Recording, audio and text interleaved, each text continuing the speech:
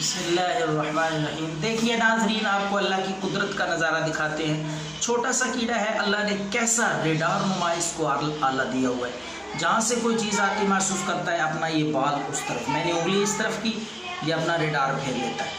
इस तरह मैं नीचे करता हूँ, उंगली नीचे ले आता है। जहाँ से कोई चीज़ आती महसूस करता है ये कीड़ा उस तरफ अपना रेडार फेर लेता है। अल्लाह ने कैसी सलाह, ये इस तरफ मैंने उंगली की, ये इस तरफ रेडार फेर लेता है अपना।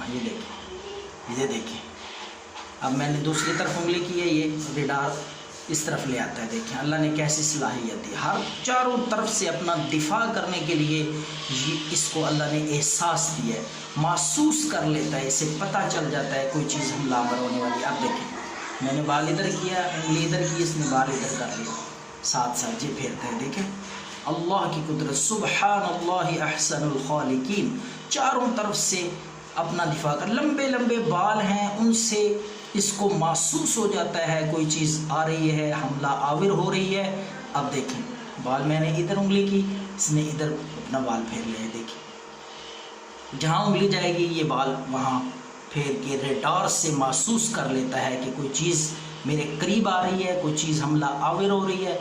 अब देखिए मैं ऊपर ले जाता हूँ, ये अपना रेडार ऊपर फेर लेगा। मैं उंगली नीचे लाता हूँ, ये अपना रेडार नीचे ले आता है। इन बालों से ये महसूस कर लेता है कोई चीज़ आने वाली। अल्लाह की कुदरत का नमूना, सुब्हानल्लाहि अहसनुल खालिकीन। हर चीज़ को अल्लाह ने पैदा करके कैसी सलाहियत और एक किस्म की हिदायत फितरी नसीब की है। चारों तरफ से कोई चीज़ आती है, कीड़ा कोई चीज़ हमला आवर होने लगती है तो ये अपने रेडार को फेर के ये उस चीज़ को महसूस करता है और अपना दिफा करता है। अब देखें यहाँ मैंने उंगली की, इसने अपना रेडार इधर लिया, इधर उंगली की, ये अपना रेडार इधर फेर लेता है, महसूस करता है चारों तरफ से जहाँ भी